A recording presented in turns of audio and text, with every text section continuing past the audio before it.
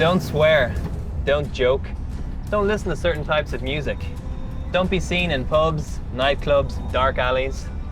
Don't dress inappropriately. Don't shop on Sundays. Don't have too much fun, okay?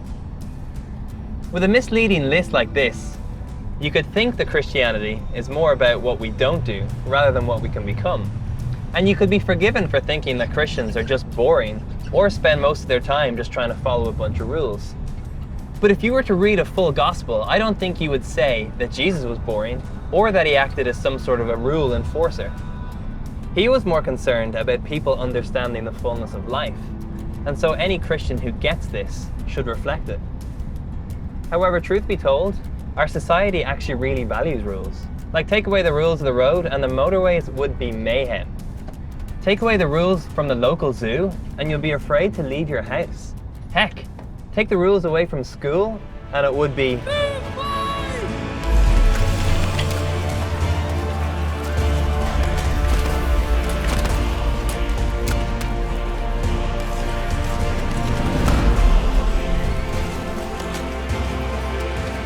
Now, some rules in this world are truly bonkers.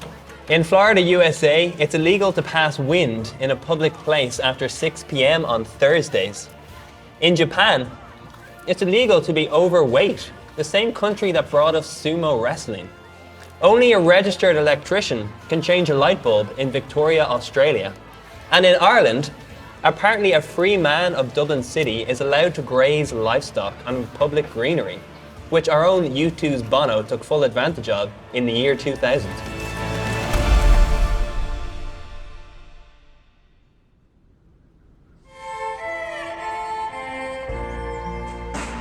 When it comes to faith, however, rules and principles come into effect as a way of bringing value to our lives.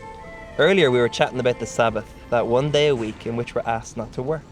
I really love this principle because it helps me to build a rhythm around my life of rest and work. And it also reminds me on an emotional level that I'm not defined by what I achieve. It's also part of the reason why we have a weekend today, so we should be grateful for this part of religion, at least.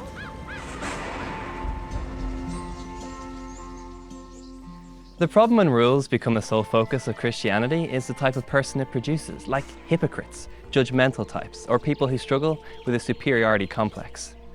They, by keeping the rules, think they're better than other people, and so they elevate themselves and downgrade others.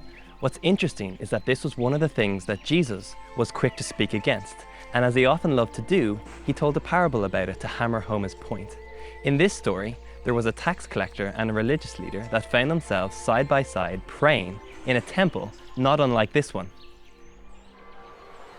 The religious leader prayed, "Oh God, I thank you that I am not like other people, robbers, crooks, adulterers, or heaven forbid, like this taxman.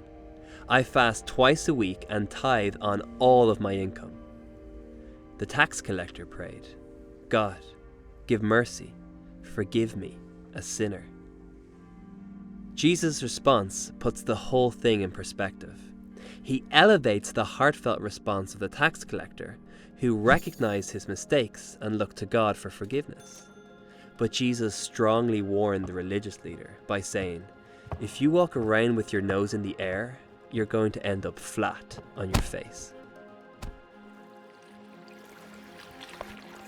It's not that he's wrong for keeping the rules, but that's all he's doing, and he thinks he's great for doing it.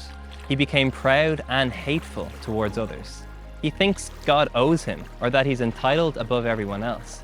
But what he's forgetting is the most important commandment of all, to love the Lord your God with all your heart, and to love your neighbor as yourself. Christianity has always been a relational thing between God and those he has created. What I find interesting is that the efforts that this religious leader goes to keep the rules, at the same time he's destroying what should matter most to him, his relationship with God. If anything, we as Christians should be the best example of humility. We are the family of misfits and screw-ups who recognize our shortcomings but know the freedom that God's forgiveness brings. So following rules or principles for me is only in the context of trying to live like Jesus. How we spend our time, our money, what we're like as friends, family members, boyfriends, girlfriends, are all shaped by the life of Jesus. He gave his life for me, and that's why I'm so passionate about trying to live like him.